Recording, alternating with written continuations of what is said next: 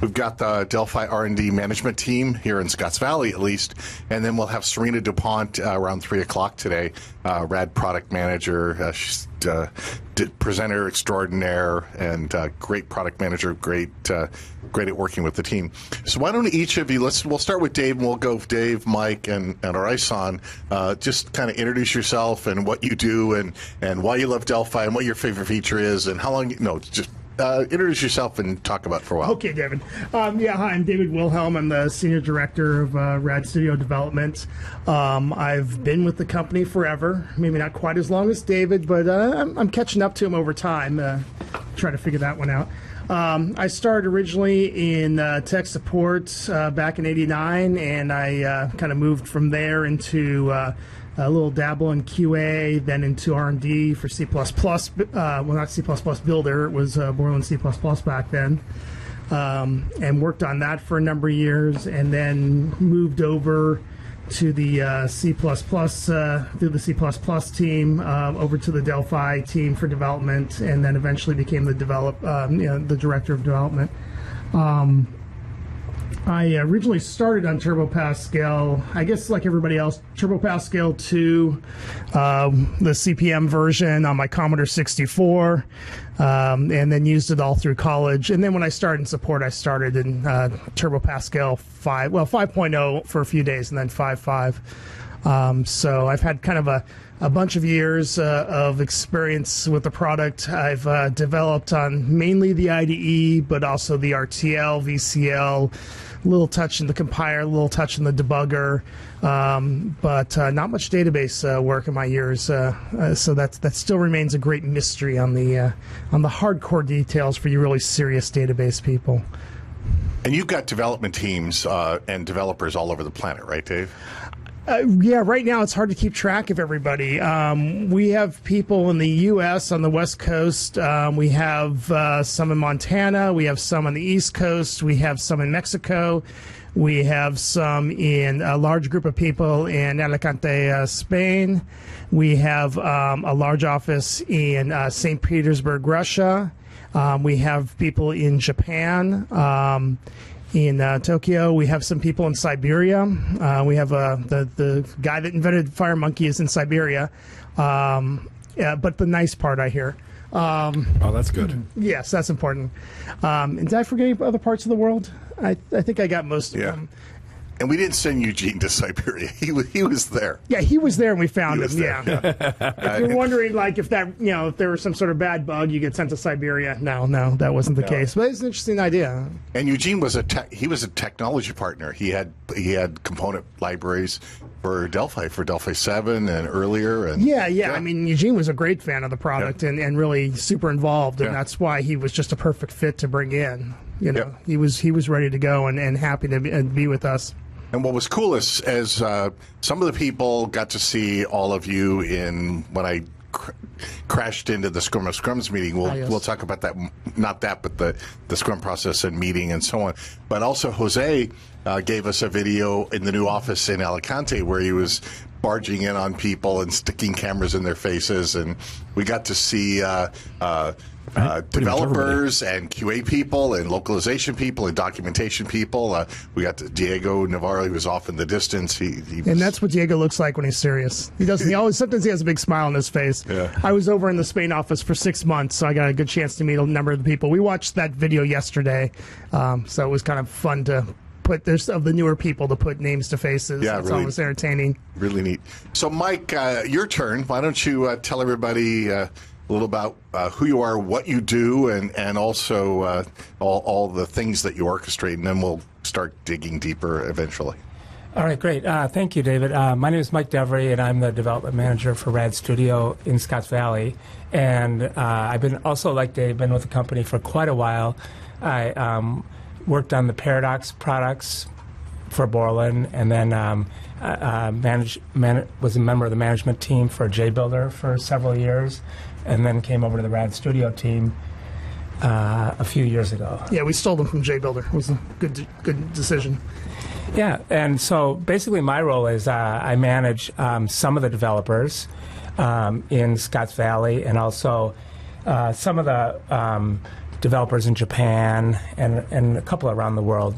And I also am a Scrum Master for several parts of the product, including debuggers, compilers, FireMonkey database. And then I also lead our weekly Scrum of Scrums that we have, where we bring the entire development team together on a weekly basis to discuss project issues and technical problems that we're having. So, and when I see you in some of the meetings, that's because you're the Scrum leader for some of the mini teams, right? That's right. Okay, and then it all comes together in that Scrum of Scrum again. That if you saw the video, folks, if not, it'll get put up in the Delphi Week playlist on YouTube, where I barged in on that meeting, and again, more about that in a bit.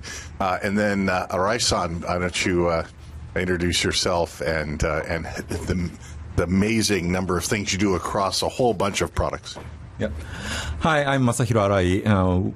I'm a manager for quality assurance and documentation and localization. So I take care of quality assurance team, QA team for RAD Studio, as well as documentation and localization team for every product here in Embarcadero. So I joined to Poland, I would say, back in '99 in Japan as a technical support engineer, as same as Dave. The difference is I worked as marketing as well as channel sales, then moved to here in United States to take care of localization. Nowadays I have also documentation and QA team. Yeah. Okay. And Yuzuru or Kato-san says, hello, Arai-san, how are you? I'm happy to hear your voice. Konnichiwa. Excellent. So, we chose Scrum, right? Scrum as a methodology fits. As I've studied it, fits very well when you're putting out products. When you have projects and you put out products on a schedule, that fit seemed to be used, and it seems to be well accepted around a lot of our software industry by different vendors that are building products and projects, right? Yeah, Scrum is very popular these days. Obviously, you'll see it in many different implementations, whether it be just the sticky tabs on a wall somewhere, to using more advanced software systems. But the principles are basically the same. Get a task done, move on to the next task, make sure your tasks are sorted in the correct priority. Burn down, figure velocity, and get done with that cycle and get on to the next cycle, and try to keep your product in a reasonable, runnable state the entire time. Yeah. In the past, we got we'd gotten a little chaotic where we would sometimes get too far away from having a runnable product, and it took a while to get it back in shape before we shipped it. So, and then one of the things I remember about Scrum is there's sprints. And I don't know if different products or different parts of the products have different lengths, or if it's all synchronized these days. We kind of go different for each team. We found it best to work best for each team, and we've tried different sort of combinations. We still kind of do a waterfall burn down to try to get the core features that we want to get in and make sure they get into our development cycle. But we also have a lot of features that are kind of, I don't want to say optional, but are in the states where you pick the highest priority and the lower priorities will drop off. And we have that flexibility, and that's something that's changed over the years and given us. And Mike, when things start, part of the waterfall sort of, I guess, hybrid approaches, the developers, you still work on Gantt charts, right, at the beginning? Yes, we do. We put together, maybe to step back one step is that everything stems from having a product owner in Scrum, and we have the product managers for RAD Studio as the product owners, and they produce what we call a product requirements document, or PRD, which has the list of all the desired features and functionality for a new release in prioritized order.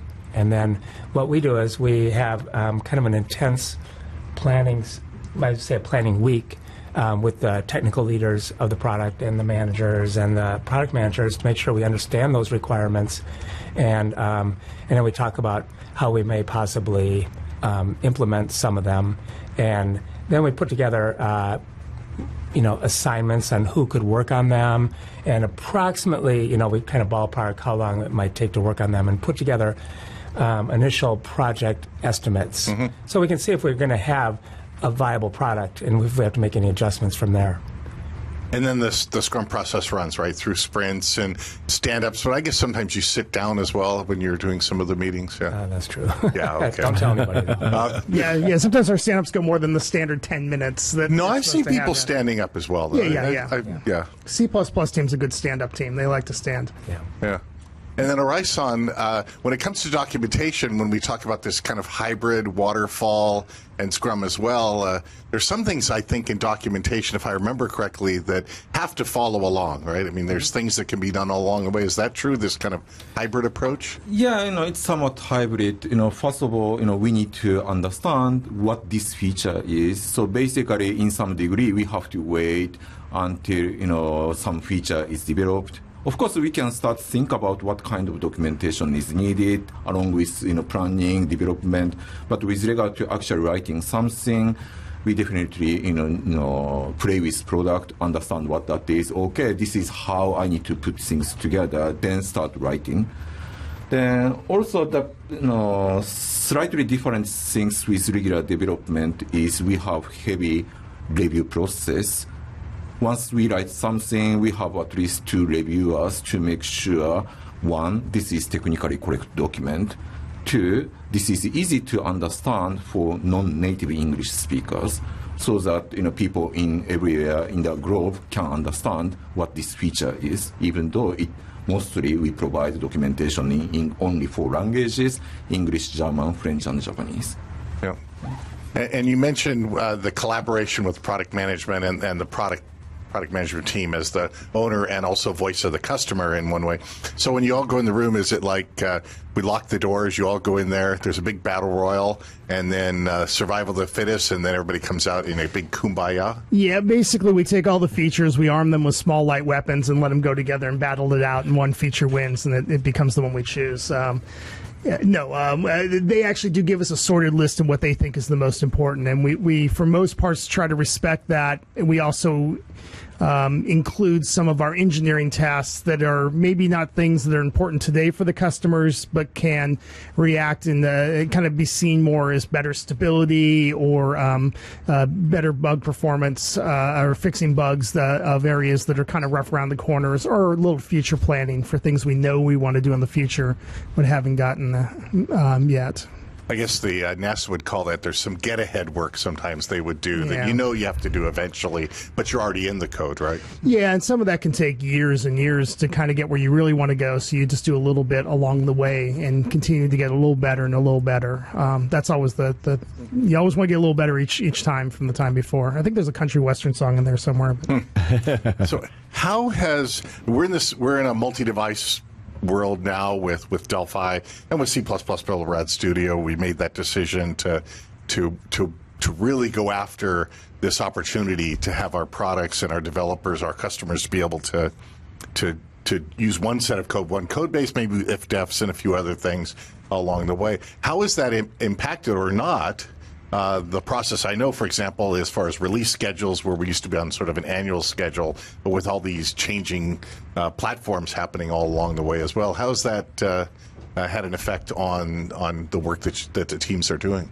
Well, I think we have a few more gray hairs, but it makes it a challenge, but I think it's also good. In the beginning, when we were first hitting those platforms, they were huge hurdles to overcome, things to learn. As we've now become more and more kind of set on those platforms, gotten our testing back up to speed, and gotten used to thinking as every time you design a feature, how will that work on all the platforms? It's becoming easier and easier. I know on the QA side, they might argue a little bit because they have to test everything 4 times instead of once in some areas, thus making it more work. And the same thing with the difficulty of running automated tests, unit tests and everything on all 4 platforms does have its challenges. The more we do it, the easier it gets. Yeah. And Mike, orchestrating, I know there's some of the developers are working on future work that goes on, but also they're working on maybe feature work in the current product, right? That's right. Yeah, so you're orchestrating. I know Alan, for example, we had him earlier in the week. He's doing more research and looking at devices and gadgets and Internet of Things, but he was deep inside the parallel. He designed and implemented the parallel programming library, for example. Yeah. Yeah, and that's where those Gantt charts that you mentioned earlier come into play to help us out, to make sure we can see how we're allocating our time, and to make sure we're giving enough time to the various initiatives that we have going on at a given time. Yeah, and then Arai-san, I know that one of the challenges, I've known this from being around here, since we're developers and we use our own products, we use our programming languages, we use our compilers, we use our IDE and our tool chains and so on.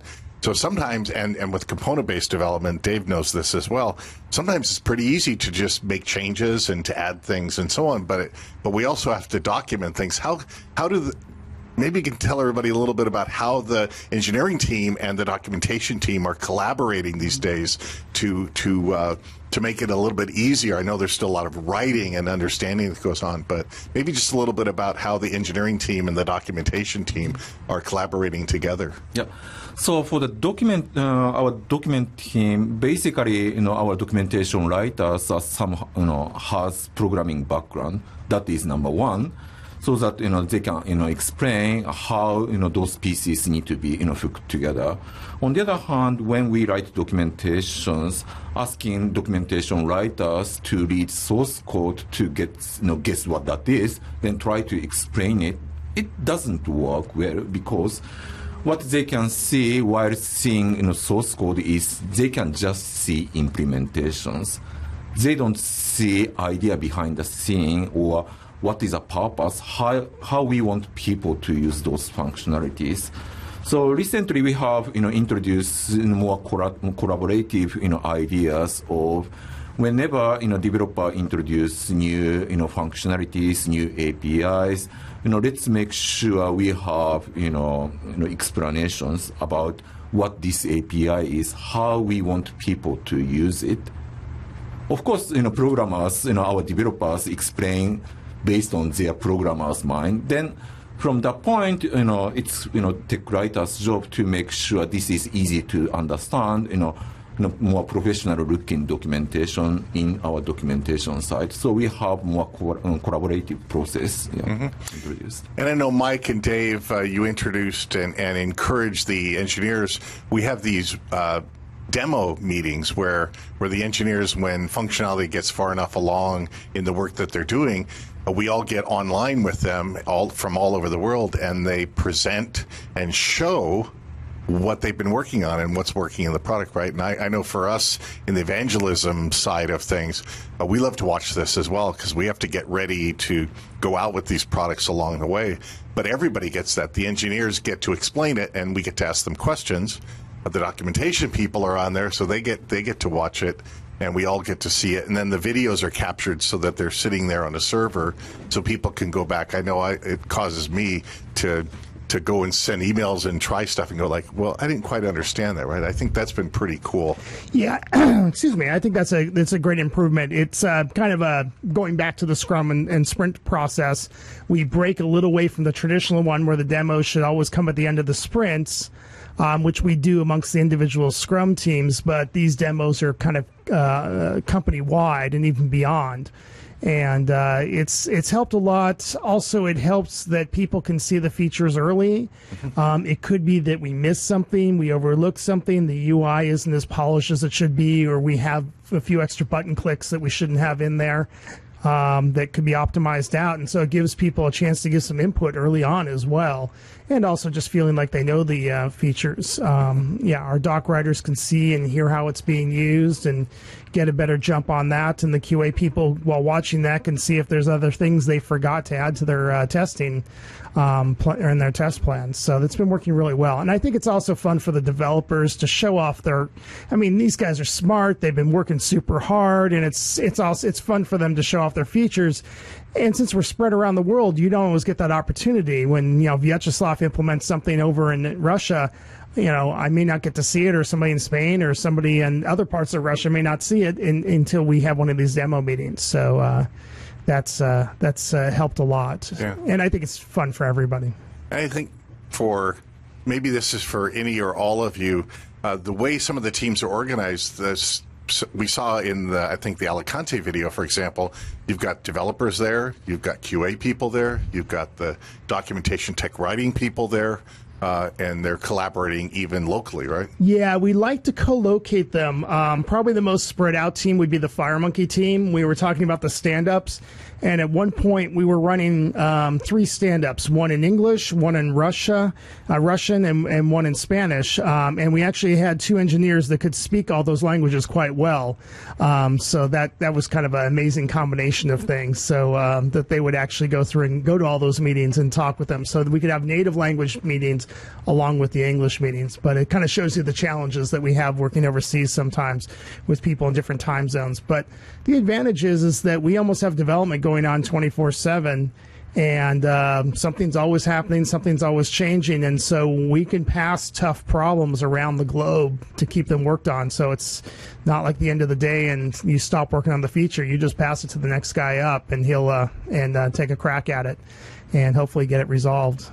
And then the developers, they have their own development builds that they're doing, but we also do continuous builds and integration, right? And I know we had Deb Bergson on the, I snuck into her, well, no, I barged into her cube, and just kind of wanted to show, lots of green icons on the screen, a couple of yellows, there was a red one there as the builds are going on. And I think that was really cool that not only is there developer builds, right, but then all these integration builds are happening, automated smoke testing and testing is happening, and then builds appear, and I know I get a build email, and then I can go grab the build, and some of those are candidates, and so you get emails someone breaks the build too. So. Yeah, I get those. Yeah, but David, you've never broken the build, so that's good. Yeah. Thank you. But yeah, we have Hudson Jenkins servers. If any machine somebody gets a new machine, somebody will scurry around and steal the old machine to throw onto a grid. And we also use Team City as well. So we have all those systems running. Every time a check-in has occurred, the product is built and checked to make sure that they didn't introduce a problem. Every time that happens, and once that passes that, we go through our TL tests, and other tests are happening, and we're trying to expand that test grid. Ideally, it would be great if our developers we can get more and more testing that happens on every check-in that will churn have the automated machines do everything. And I know every company kind of strives to do this, and we're working that way as well. And I've been doing it for a long time, but we always want more. Yeah, and Arai-san, I know with different testers in different parts of the world and different engineering things, while someone's sleeping, they should never sleep, ever. Don't ever sleep. Testers are testing. It's not just the automated testing, but people are validating builds and testing, right? Yeah. So there are several parts. One, we have lots of automation tests running. Like I think we have 1 million tests, automated tests running. But the things is that we have someone to make sure those tests are, if number one, if it is failing or not. If it is failing, is this known issues, or is this something we didn't know that? Or make sure we have whole set of testing going on, that kind of monitoring automation test. That's number one. Number two, there are several situations that we have to use manual testing. For example, especially with mobile devices or Google Glass, whatever that is, especially with those gadgets, some level of manual testing is always required. So team is doing both test development, test monitoring, as well as manual testing. Everything is combination. Yeah. And I know there's a collaborative effort as well to go through the builds and go through reports from customers and our own internal testing, deciding when there's hot fixes, when there's updates, when there's field test releases that are there, and of course the ultimate candidates and shipment of products. Yeah, right? And we always weigh the customer reports usually higher than our internal finds unless they're pretty major. We try to prioritize on things that may be affecting a customer because we that obviously is the most important thing. With that. And we also have to be careful. Now, everybody here has probably seen the happy-go-lucky David I, but when David I runs into a bug, he's not always the happy David I. He can be the grouchy, what are you doing, David I? It's quite humorous. We should probably take a video for the next one just so you can see what happens when David I finds a bug in a beta product and is not happy. It's entertaining. No, come on. I mean, I like to play with the products. You guys are so mean to me. No, I like to play with the products, and I use the products to do things. And I have my favorite things that I really care about, just as I think everybody does on the teams, whether you're a hardcore C++ language person and you just want it to be perfect. I mean, Bruno Pepe and Lee and Roger and so on. I mean, they're serious about all of that. And then we're relying on some other technologies that we use as well, like LLVM and so on. So there's a lot of these pieces. But yeah, I have my I do have a list that, and I know I can never retire until my list of my dream list of things is down to zero. And that's why we always leave one open. And it's a goal every cycle to leave one open. You guys. But it is great that we have so many people around all the buildings that are passionate about the product. So it's not a kind of mail it in sort of thing. Everybody really cares. Everybody uses the product themselves. So when something happens that bugs them, they turn into the irate customer that wants that bug fixed, and so it actually really helps our product a lot, having that internal passion and usage by everybody in the company. And it goes throughout the company. I mean, the salespeople, they're working with the customers, they're hearing it. The field software consultants, evangelists they're hearing it, and we're passing it along. We always encourage, of course, we have our new quality portal, so quality.embarcadero.com. It uses Jira just as we use Jira for issue tracking and so on. So I always encourage, and I keep doing this, everybody out there, use the quality portal, put those things in. If you need to escalate something, talk to your local representative, one of our partners, one of our SCs, other people. You can go to developer support and escalate things that way. But just, we love to make sure that we hear about these things so we can do something about it. Yeah, and I'm going to put in my quick plead on those things. Make sure that you do mention the platforms it fails on. If you can get a small test case, that's awesome, because usually our guys can knock those out pretty quick if they can see it. Sometimes our challenges with bug reports coming from customers is we don't have enough information to reproduce them. And so it's very frustrating because we know there's a bug there, but we can't always find it, which means we can't fix it. So those little couple bits of information really help us out, and it also allows us to get your bug fixed.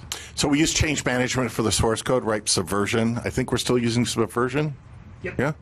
And then when developer wants to check things in, what's the process that goes through? Everybody just checks stuff in like crazy and hopes for the best. What's the process that we use? That is, I mean. No, it's not that way. Well, in the old days, we used to have a system where we had a cookie monster that was a cookie. It's a stuffed animal cookie monster. And you handed it off. That eventually right? got a 49ers helmet and a cape. But the guy that was doing the check-in would actually hold that cookie monster, and he would check, and he would fire off the build and make sure everything works before he could give up the cookie monster to somebody else. Okay. That was in the super old days. And as time went on, we've actually moved to using things like Subversion. And there, the normal process is developers do a build on their system to make sure it works, check it in. There's no waiting in line. Check-ins just come in any crazy order. And then we kind of rely on the Hudson machines to fire off the automatic builds to check everything to make sure that the build still works, it didn't break, and that the basic functionality. We have the IDE smoke test is what we call it, that gets run on every check-in. And or groups of check-ins in case they're flying in at 10 a minute or something, and we go through and test building, debugging various projects on different platforms, and just making sure that works. And so as long as that doesn't break, things can get pretty chaotic if you look at the check-in logs. But the system's worked well for us, and so we can have people checking in different places around the world and all that time without any need for a stuffed animal. But maybe, Mike, this is for you. I'm not sure. Maybe it's Dave. At some point in time, as we're in the product cycle, there's code review times, right? When you get near somewhere along the way, there's starting times where if we're going to hook in a fix, some people are going to take a look at it before it's accepted, right? Yeah, actually, that's kind of all year long throughout the entire development cycle now.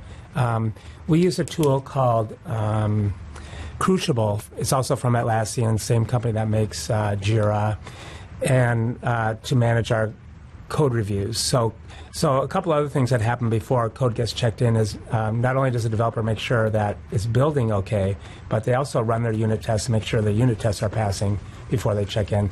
And they also have other developers, other engineers, their peers review the code and it has to go through that review process and be approved before they check in. Okay. For most of our check-ins. Yeah. Yep. And then Arai-san, I've got the Doc Wiki up. I remember in years gone by with documentation, we had all sorts of we used like FrameMaker, we used a whole bunch of different things way back when. And I think somewhere along the way we switched to doing the documentation. I think it's all put in XML documents, and so there's tools, right? So the thing is that the documentation itself is living on Wiki. Mm-hmm. So this is kind of unusual for the commercial software to use Wiki as a documentation platform. However, we realize that this is quite good way. Like I said, every time we write something, we want someone else to review it. Then if documentation writers use kind of professional tool, then doing the review is not that easy because most of people doesn't have kind of such tools. But because everything is written on Wiki, basically we need to pass around the URL. Here's a page, you need to check it out. Then we can drive review process. So basically the content itself is living on Wiki. However, we have whole bunch of API reference. We have about 100,000 pages of API reference. Then for those, we create placeholder based on the source code. Then documentation writers will kick into there to actually write in document. And you also have dashboards that you look at and members of the team saying, here's things that they need to work on, here's things where there's missing pieces or news. I know if I find things, I'll check in Jira, I'll check in a documentation bug, and then fixes will happen and I'll get alerted that it's there. I'll all of a sudden get a review message to make sure that it got done correctly. And I have the wiki there. And then we also for the products, from that whole repository of documentation, we still generate help files and PDFs and other things. So I'm going to the docs.embarcadero.com page. So the wiki itself is just wiki, it's just website. Then, we understand that everyone, programmers needs F1 help working, not only for the dialogue, but also for, UI designers or source code everywhere. When, you hit F1, you need to see something. So definitely we generate, help file out of wiki pages. So this is quite huge help file. Then we always have challenges with size. Yep. So how many? I think you said it before. How many unique documents? And then it's 100,000 pages. 100,000 pages, and then you've got that's English, Japanese, German, and French. 100,000 pages are translated into German, French, and Japanese. Okay. So 400. That's a lot of pages. Yeah, per version. So every time we have new versions, we start from creating clone, then start working on new place. So every year we have I don't know. It's growing, and as we build out FireMonkey, as we add other platforms, it grows and device support and so on. Yeah, and hopefully now it's going to start growing at a faster rate because we're getting more documentations for more APIs each cycle in. So we'll start increasing that number. The other thing I know is we also have to keep track of what's happening on the platforms underneath us, right? So the engineers have beta copies of things where they get beta copies. We have relationships with the different vendors, so Microsoft getting our SDKs from them and so on. That must also be a challenge because you're not only I'll use an example.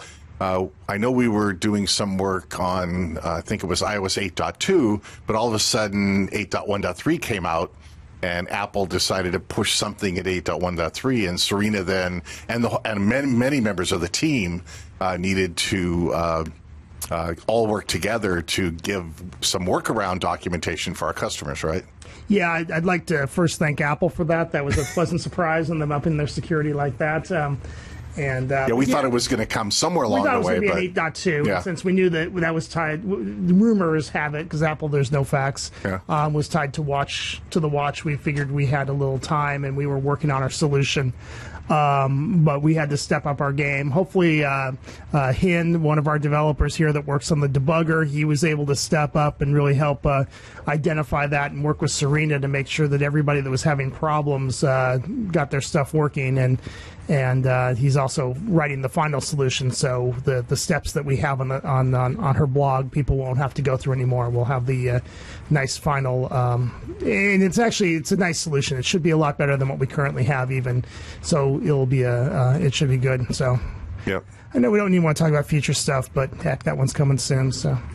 Yeah, so I mean, these things keep moving along for us. And we get that with beta. I mean, we always have to be watching ahead on products, on seeing what new Windows thing, what new Android, iOS thing is coming out, an OS X thing, just to stay on top of it, and that keeps things exciting. And we've been able to deliver, updates. Sometimes it takes a little bit of time, but the new styles. If there's a new style that comes out, I know Serena gets really involved. We talk to more about some of that in a bit. But making sure that all of the Delphi developers and RAD Studio developers that want to build these apps for these platforms, that they have that successful look and feel, as well as everything else to get it into a store. Yeah, so like with iOS 8, we had to worry about the new screen sizes, the new look on that, Android L, of course, Lollipop now, and worrying about those style issues. And we'll still have fun in the future with Microsoft with their next big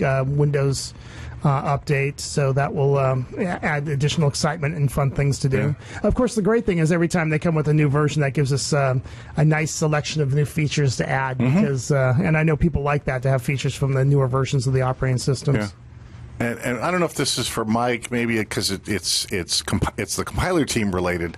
Apple when was it, October, I guess, told all the developers, put out a notice about come February 1st of this year, developers that want to put new applications into the App Store, not if they already had something there that they were going to update, but if it was a new app, starting February 1st, it had to include 64-bit.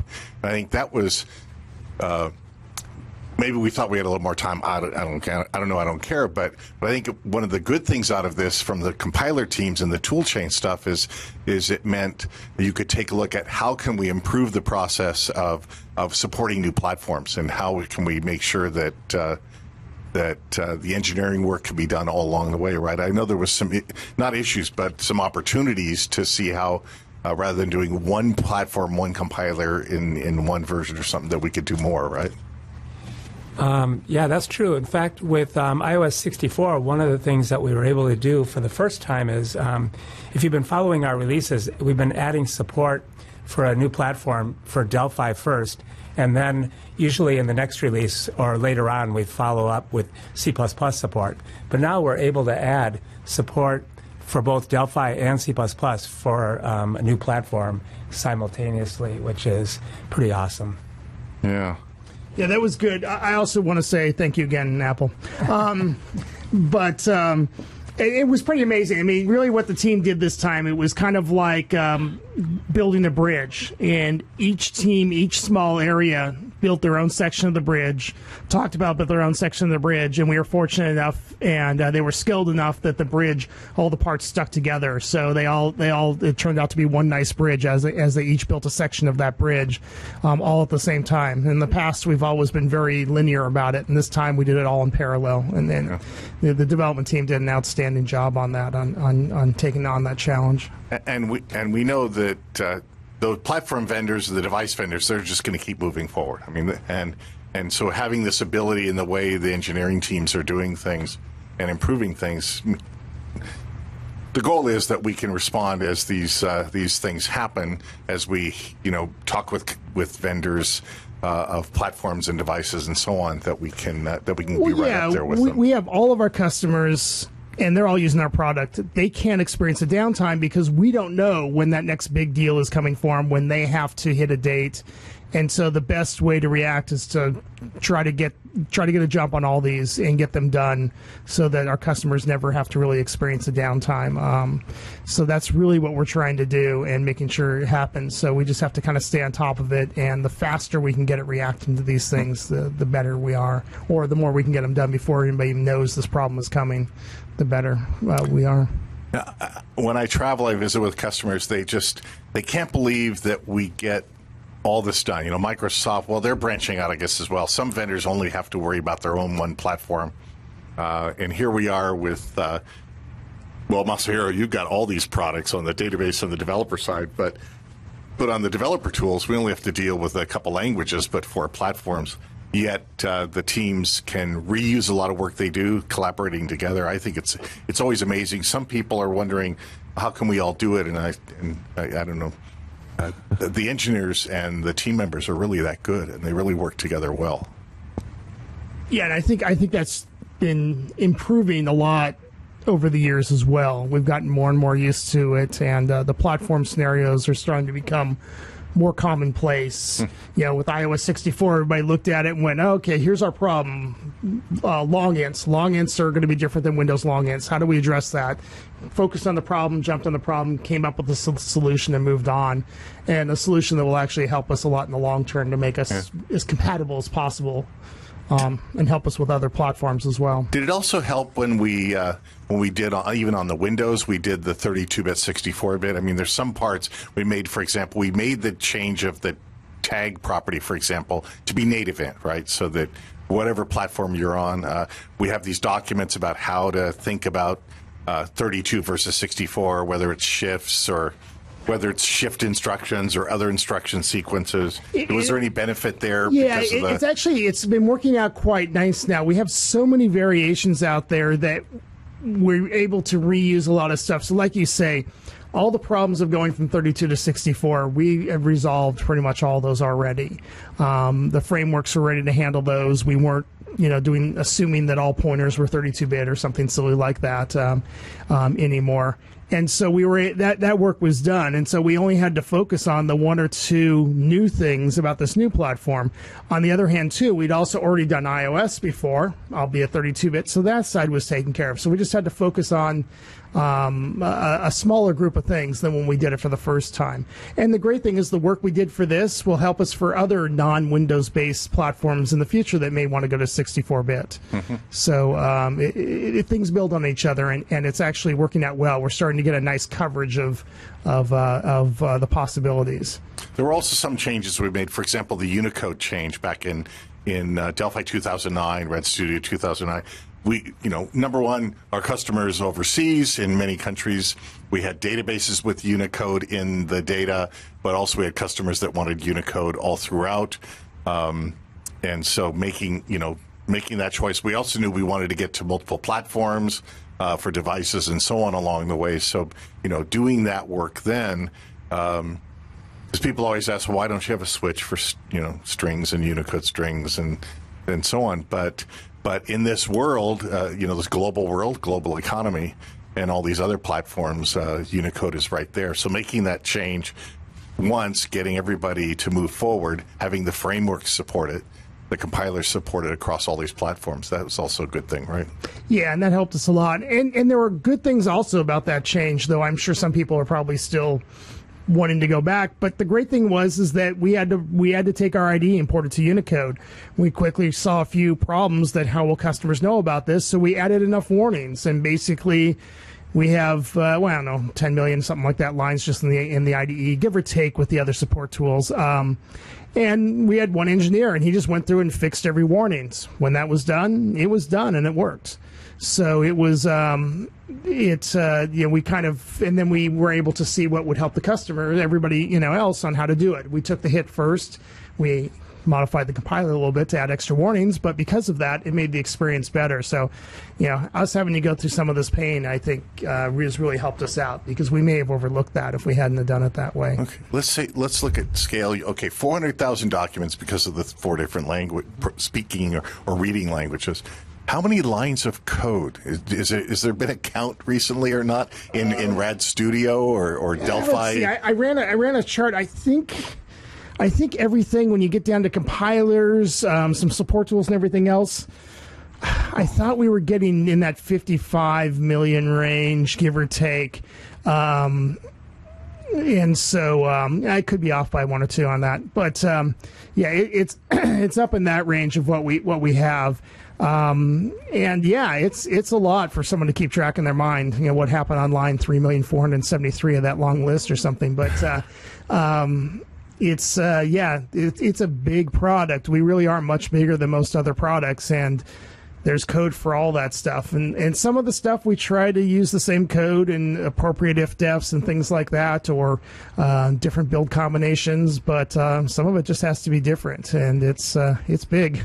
Yeah, I always point people to the runtime library source code that we ship with Pro and above, and you go into things like the RTL, and I tell them, well, a lot of this is common because you can see it, but then when you see the pattern .win, .hpp or .pass, you see .ios, .android, .os 10, you'll see some of the platform-specific work in addition to the shared code that's used, right?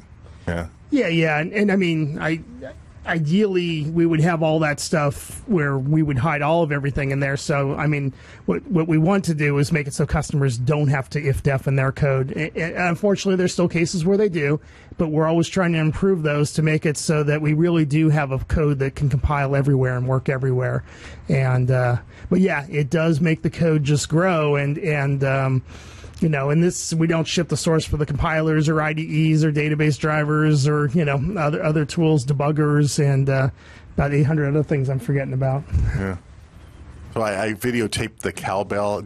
In the engineering buildings there in the different countries, do they also have a bell to announce a major new feature is now working, or do they have different ways of alerting the team? Well, this is a prime. I think the U.S. is the only place with a cowbell. There's a prime opportunity with jokes about the stereotypes of different countries, you know. But they don't really have a bunch of that stuff, though. In Spain, I know they get quite excited if something is working, and that's when you see Diego, who is kind of grumpy and very serious in the video, have a big smile on his face, holding up a tablet in kind of a triumphant pose of, we did it sort of thing, with guys, you know, tapping, you know, so it almost looks like a guy scoring a goal in soccer or something. So it's some great things. And the guys in Russia, I haven't seen one of their really good celebrations yet. Is it vodka? No. Yeah, there might be. Well, I have seen some of their parties, and I don't know about the vodka, but they do have a good time when they have a good time. So they're a fun group over there. And so, but the teams really do that. I mean, and I think every developer knows this, that feeling of accomplishment, and I did it, especially when it's something that in the beginning you may have believed or other people told you just couldn't be done. That's the funner thing, you know, the first time something shows up on the device or the first time you do something. That's what keeps us all here, is basically going, we're going to do this. Nobody else in the industry's done that. Hell, you know, this is great. And then we go and do it, and that's what we live for. I mean, those are the great challenges and the great euphoric feeling when you do it. Besides the fact that everyone's chained to their desks. Yeah. Oh, yeah. And the force field around the building that you can't get out. I don't know, Jim, did you have some questions as well? Actually, you hit on most of them usually as we're going along. So I think it's interesting, though, being here with, and you mentioned this earlier, that everybody here, one of the things I discovered when I came to work here is how passionate everybody here was about making a good product and the customer's experience and stuff like that. And, you know, you hear a lot of people complain about their favorite bug not being fixed or whatever, but you get here and it's like, you know, I see these bug council meetings and you guys are going through the bugs and you go through every single bug that's submitted and, you know, how can we fix this? What do we need to fix? How can we get the most benefit out of that for our users? And, of course, as David mentioned, you know, that we're developers internally that are also using the product we're making. So we're very cognizant of the issues and trying to fix them ourselves. And oh, yeah, we're the worst critics of ourselves. Especially if, like, the guy that works next to you you stumble across one of his bugs, you can get some good yelling matches if you have some disagreements. It's entertaining. Well, also there's dashboards in Jira, right? And you can see who's got things to work, any kind of work item associated with them. And yeah, Roger has the most bugs right now. Yeah. Okay. Right. Well, Roger's a great developer. he'll changing daily.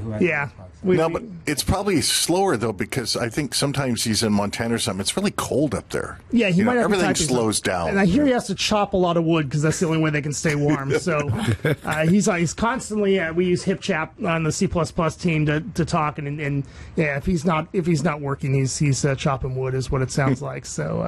So, Ison, you've probably got, I don't know, who's got the most people around the world? I mean, you're traveling all the time. You've got translators. Well, Dave, you've got the whole team everywhere. But Ison, you were just, I think, in the Spanish office? Yep. Yeah, so, and you're going here, there, and everywhere as well. You've got, think about it. He's got QA, localization, documentation. This is a lot of people all over the place, right? Yep. Japan, but then you get to go back to Japan once in a while. That's great. Yeah. Yeah. Yeah, so in Spain office, we have, like you just mentioned, we have QA team, documentation team, localization team.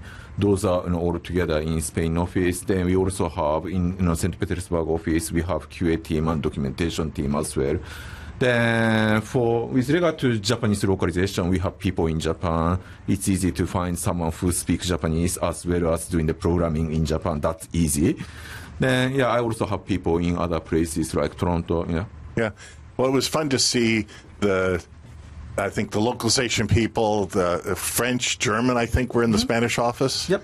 Yeah. So, it's EU. So, we have people, most of, German team, Spain. Actually, most of people in localization team are, native speaker for the targeting languages. So they can understand, what kind of, what we need. Of course, our translators, we have two types of translators. So we have in-house translation team, which is doing the translation, not only translation, but also for the reviewing English content, make sure it is ready for outsourcing, make sure outsourcing agency do a good job, that kind of stuff. Then we have, translation agencies in each country, in Germany, in France, in Japan. They have been working with us forever, like us, So our translators are also a good team to find bugs as well. And for me, I think it must be great if you have like the English person speaking or writing person who's writing some documentation, and then you have the German and French right next to them. Sometimes I think I saw that in the video as well. So when there's a question, especially when it involves technical documentation versus just sort of conversational documentation, must be great to have them all there talking to each other about. So how do we put this again in technical terms? Yeah. Then also they are always doing the research about how Microsoft Germany is translating content, how they do that in France. They also do research about industry. Make sure we fit to right language. Also, if people happen to provide feedback in news group in German or French, we are happy to provide answer in those languages as well. We have native speakers. Yeah. I think you also told me you went to a localization meeting. Was it over at Google here? Yeah, it was Google campus. Yeah, where there were localization people from lots of different software companies and elsewhere, all probably sharing stories and ideas. Yeah, so we have monthly meetup with localization managers here in Silicon Valley. Each companies have their own challenges. Here in Embarcadero, the biggest challenge is definitely the size. Like I said before, when I talked about 100,000 pages of documentation, everyone says, what? Yeah, definitely that is one challenge. Then also this is true for UI side as well. We have about 250,000 items to review to make sure do we need to translate every single item or not, and sometimes we shouldn't translate it, how we should translate it. So we have heavy automation systems to make that happen. Yeah, no. When I go through there, I use the doc wiki a lot. I when I'm in the IDE, I'll sometimes hit F1, but for me it's pretty nice. I just keep a browser open on a separate screen, and I'm just constantly sitting in the documentation, looking at things, and also I use it to explore. I mean, there's features of the product or certain runtime library functions I've just never tried. I mean, there's so many that I. Usually it's somebody asks a question about something, or I go, oh, gee, I haven't tried that yet. Yeah. I should go, what is that again? Okay, I'll go take a look. And I know in the Doc Wiki, I think, can our customers, they can put comments in, can't they? So there, for every single page, there is, discussion tab. So if you have any feedback, you can provide, feedback to discussion page. Also, I think at the end of each page, there is feedback button, so you can send email. Then all email is coming to me. Let's see. I can click. No, I won't do that. Okay. Yeah. So there's lots of ways that you can give us feedback. The quality portal, into documentation, to product management, field support, all of that. Yeah. So. Actually, I guess we need to ask the all-important question about favorite features of Delphi. Dave, I'll let you go first. Well, my favorite features are all the ones I implemented myself over the years, and No, I don't want to say them because I might get people upset at a few of them, but no, actually, this is stupid. When I first started working the product, I still find this Control F12, which brings up the unit list. I do it without thinking about it, so if I'm wrong on the key, don't laugh at me because I just type it. I know what you mean. That actually became my favorite feature. I had to extend it so it would do all files in the project group, and I also put up that hidden registry key so you could actually add additional files that aren't even in your project group to show up there. I know that's like the most meaningless small Delphi 1 feature, but for me, when I came from C++, from the old C++ product to that, I just thought that was the greatest thing in the world. Just always be able to get a list of my files, and so yeah, I kind of extended that over the years to tailor my personal needs. But if I had to pick one, that's always the one that impressed me. But also engineering team members, they don't just like the stuff they work on. I mean, we all appreciate other parts of the product, things that get put in languages. Some things like in C++ where we have an ISO standard, there's some things that that the committee has decided will be in the language or in the runtime library. Oh yeah, there's a lot of times when you just go, "That's nice," or you use, Jim Tierney does some new feature, live bindings or something, and you're just like, "Oh, that's really fun." That kind of just changes everything. So you just go, "That's nice." Or the other thing that we get some features is you go to the debugger guy and go, "Hey, I need a way to log the last 3 stack frames. Can you add it?" And they'll think about it, and they'll end up adding it to the product. So we have that. So those are kind of, I have these weird pet little features that I like. He's got his list. I've got my list. We all have our lists. I know we do. And our customers are not shy. I think, I forget which CEO it was during my time here over the last 20 or so years, but it may have been Todd Nielsen. He said, if you're in certain types of products, maybe in big enterprise things or whatever, you don't hear that much, from your customers, or they just go away somewhere along the way. But with developers, Mike and Ison and maybe Dave, our developer customers are not shy. They will speak out. They will blog. They will call. They'll come up face to face with us if they find us in an airport, a hotel lobby, or in a meeting as well. And I wouldn't have it any other way. Imagine that there was just crickets out there. It's just like you're just sitting there wondering what is going on. Everybody's so quiet, or maybe they're like totally happy. Well, and the amazing thing is one of the things I do, and it truly amazes me, is when I see everything everybody else does. So we make this product, but then the products that people make with it just blow me away. They're just so amazing, and I'm just like, are you kidding me? You actually, that's great. Sometimes they just kind of take your breath away. I'm going, that is awesome. I never thought about that. I never realized we could use that way. What a great idea. And it happens all the time. Someone will come and go, hey, check this out. Check out what this guy did. And you're just going, wow, that's just amazing. That's the great thing about developer tools. Our customers can use these tools to build any kind of software, any kind of thing. Yeah. And I know, Ison, you get to go in your travels, but when we have Code Camp in Japan, you're also presenting there. It's always fun. The Japanese developer community, they are hard charging, I know, and they're demanding, but they also have fun, especially it seems like in the evening sometimes. Yeah, tonight there is one. Yep. Yeah, so that's a great thing for some of us that get out of here more than others. We have lots of customers in not only English speaking countries, but also for everywhere, including Germany, France, Japan. Then one of the one things I'd like to mention is, if you are doing the mobile development, I think RAD Studio is the only tool which have fully localized environment to create application for iOS or Android. So then that's what I'm also proud of. Yep. Definitely. So let's see. Karam is saying, I really appreciate your work for cross-platform development because I know how hard it is. Good work. Please keep it up like that. And Dan is saying, great to hear how things work in R&D around the globe. Is there a target for the quality portal to be the sole source of product issue reporting and updates? The quality portal is the quality portal where I was the one that put all that big bold text on the old Quality Central qc.embarcadero.com at the top. I just put that in. I put it in a big, I think I used an H1 or an H2. I wanted it to be really big to tell everybody, please go over and use the quality portal. That's the go forward. that's tied right in. It's Jira. It's tied right into what we're doing. And those, like, after we're done with this, we're going to go look at bugs, and that'll be one of the areas we're looking to see what we can get fixed in the product. Yeah.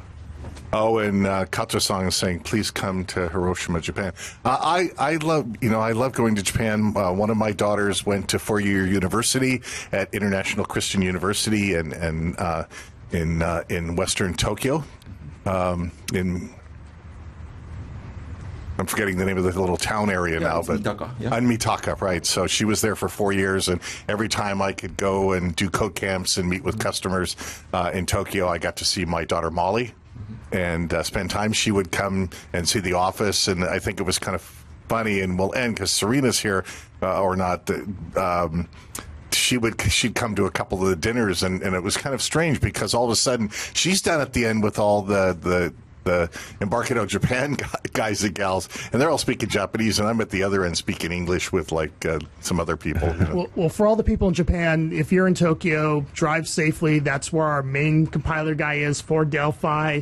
He blends into the crowds, but he's the guy that works crazy hours and crazy nights to keep the compiler improving and working, and we really couldn't do it without him. So look twice if you're there just to be safe, because we don't want to lose him. And we do have the Godzilla alert system that we have. There's a Godzilla statue, which I thought would be this really big statue in Tokyo, but it's like about 1 foot tall. It's right near this bar. I forget which district it is in Japan, but there's like a bronze statue of Godzilla, but if you get down below it and you kind of shoot up, it looks like it's really big. But is it's that like, new or old Godzilla? This is I don't know. It's just this brass statue. I'll find it again. I'll search on Google. But there's this. It was near. We had a dinner one time with community members at that pub downstairs, whatever that was, a couple code camps ago. But here's this little statue. Big. It's like the Little Mermaid. If you go to Copenhagen, you think, oh, it's this big. It's this little statue. Well, it's sitting okay. on this rock. We have the giant drill in Japan that's run on Delphi code. So yeah. So, in the front of the dam. Yeah. Wow. Well, okay, you guys. Serena's here. Thank you. I know you've got to go back to like real work. Yeah. And after almost 26 years with the company, I just want to thank everybody, because I wouldn't be able to stay with this company if it wasn't for the great customers, and I don't think we get a chance to thank everybody enough. But we really appreciate all the enthusiasm, support, sometimes the yelling that we get, because it really helps us. It's kept us here and kept everything interesting, and this is a big chunk of my life. So I just want to thank everybody. Yeah. Okay. Thank Dave. Thank you, Mike. Thank you, Ison. Thank you.